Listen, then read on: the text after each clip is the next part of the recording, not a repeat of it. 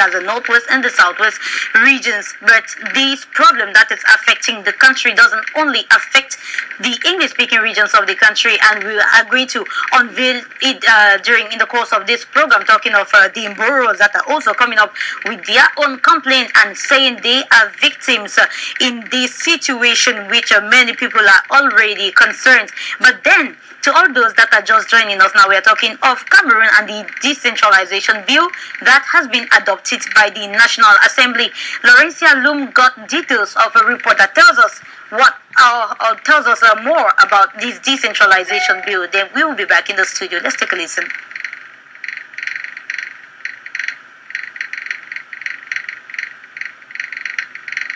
Can we get the report by Laurencia Loom?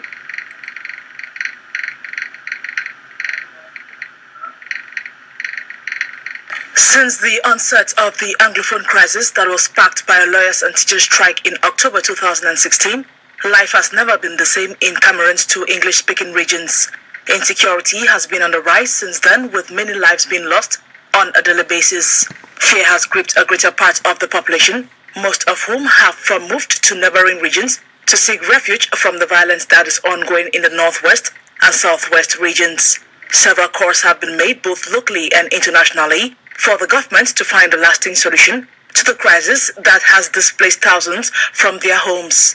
It is in this light that the head of state, President Paul Biya, on September 10 called for a major national dialogue to brainstorm and seek a solution to the crisis.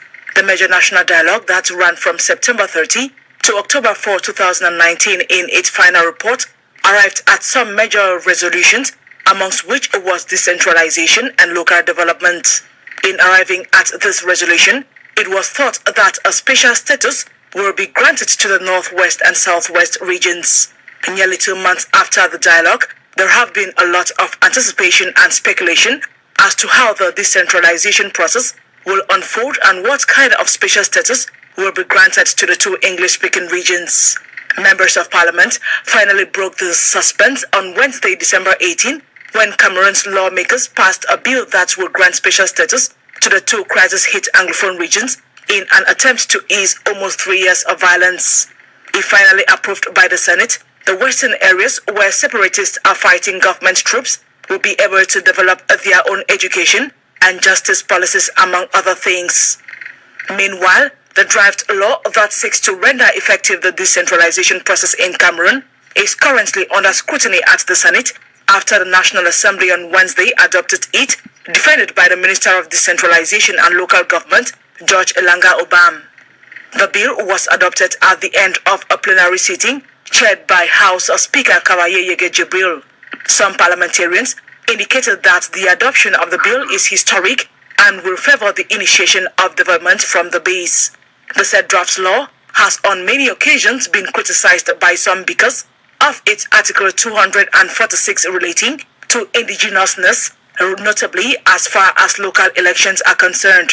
Prior to the passing of the bill, the Parliament had met in an extraordinary session on December 13, during which House Speaker Honorable Kabaye Yege Jibril told members of Parliament that the session will focus on the decentralization code. If finally promulgated, it will, amongst other issues, serve as the foundation for the creation of a government for the two English-speaking regions of Cameroon. It still remains to be determined if this is actually what indigents from the Northwest and Southwest regions are expecting. This will be uncovered in the days that follow by several people's reactions. Thank you, Laurencia Loom, for that beautiful report that enlightens us and some of those that are just joining into the program. This is Views on the Continent, and we are talking Cameroon today with the National Assembly that recently adopted the bill on decentralization in the country. That is, now we are looking at this, and obviously in the course of the program, we will welcome your calls and your participations to get your views and your own opinion regarding this topic that has been tabled this afternoon in the studio in the company of our... There's an issue of interest. Today, the Bamileke man shouldn't look at the Betty and say, I don't love you, or the Betty man shouldn't look at, I don't love you. It's a matter of interest to say, we are together, hold hand in hand. Because all is about getting as much together to win that high high, I say during the word is well, the high competitive world that we have in this world today. That's the point. Not that you love me. It's not an issue of loving. It's an issue of common interest. So again, as I said, you take France and Germany. France and Germany will go to the point with England to take the same ship, porte-avions as they call it in the French language, showing that they are together. They are not together. They have heard, they have understood that if you don't get together to be stronger, we cannot make it. It's only a matter of getting one in one side. So it's a problem that concerns all Cameroon. The whole nation. The whole nation. All right. Thank you, Mr. Tagia. Talking still in the same light, I would like us to take a listen to this report talking on the bilingualism bill that was equally passed by the Parliament last week. Then we'll be back in the studio, Director. The controversial bill on the promotion of bilingualism submitted in Parliament by government has finally been adopted. The National Assembly has passed the bill for the use and promotion of English and French as the two official languages across the national territory, despite the quarrels and outcry from lawyers and the civil society. This bill, from whence it was introduced, had attracted and continues to attract criticism from the public. Barrister Akeremuna, who was the first to voice his opinion on the issue. He said it's unimaginable how any peace-loving citizen, given the present context, can propose a bill that makes bilingualism an option in blatant violation of the Constitution. According to the lawyer and civil society actor, the bill is an attempt to further fuel the crisis that has been rocking the Northwest and Southwest regions for the past 3 years.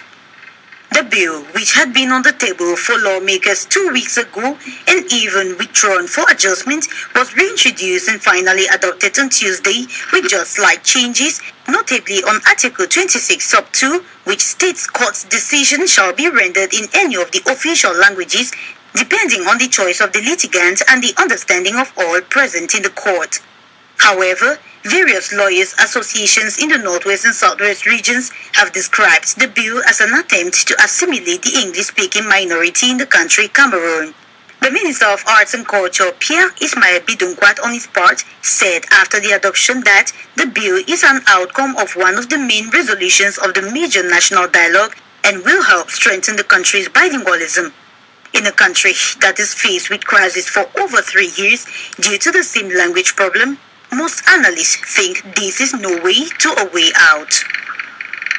Thanks for that report that equally enlightened us on the bill on bilingualism that has also been passed in Parliament, and we are asking the question that what is actually the place for a way out of this insecurity or of this violence, this tension that is eating up deeply in the English-speaking regions of the country. And now there is we get back to you, Mr. Tagia. We had a panelist who addressed you, and equally this other one, you have some remarks regarding that, because he talked of many people being victims and a lot of stuff.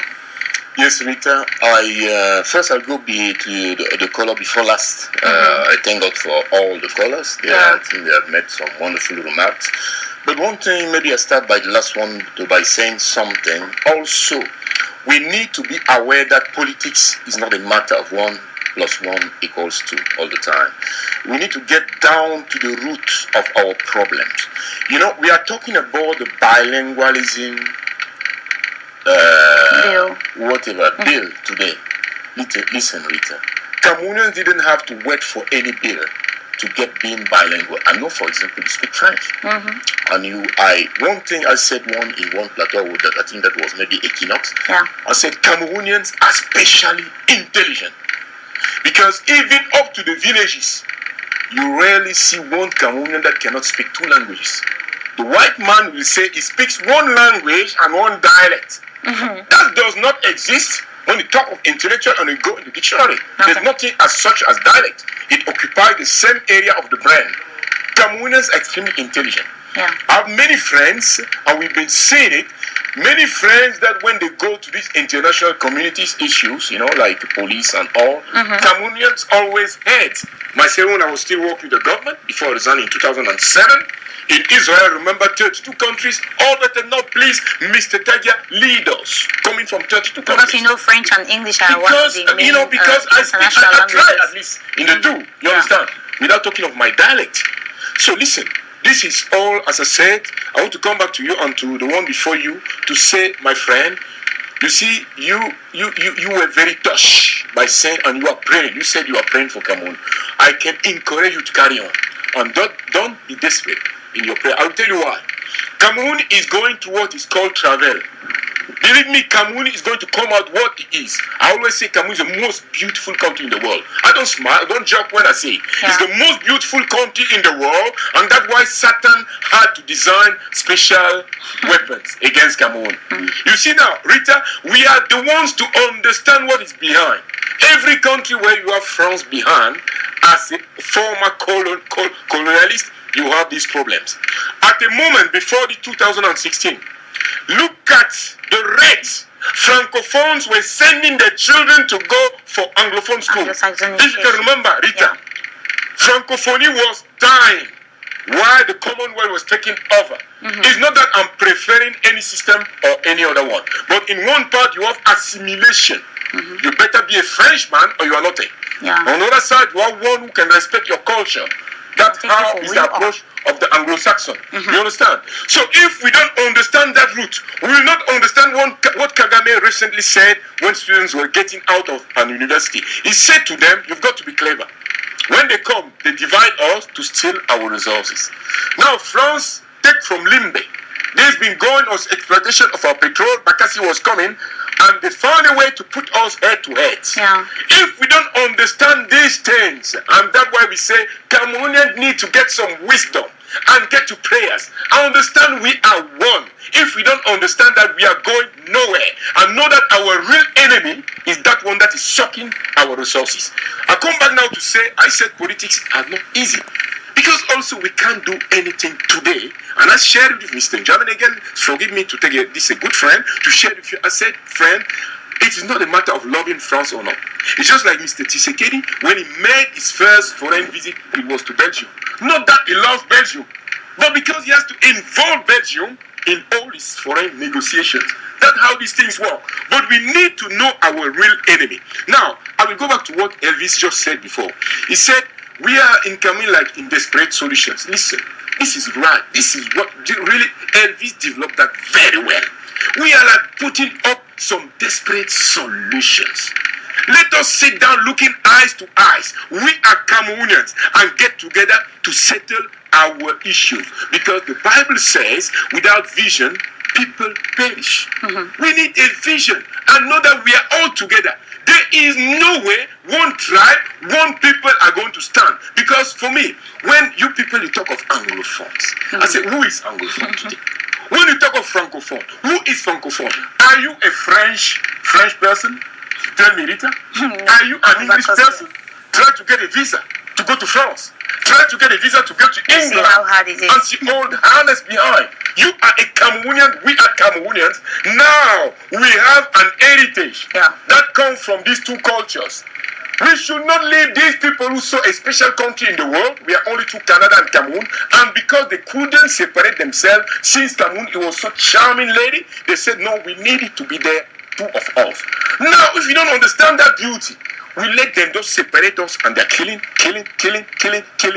us. So please, let us, again, as I said, this issue of bilingualism for me is also, I agree with Elvis to say, it's a wrong issue. That is not to settle. You cannot force people. People get to be bilingual because they see the need in the society. And Cameroonians had no problem about that. Up to our villages, Cameroonians are very intelligent. So thank you, Rita, for this time. Yeah, thank you, Mr. Tagia. We get the last caller on the program.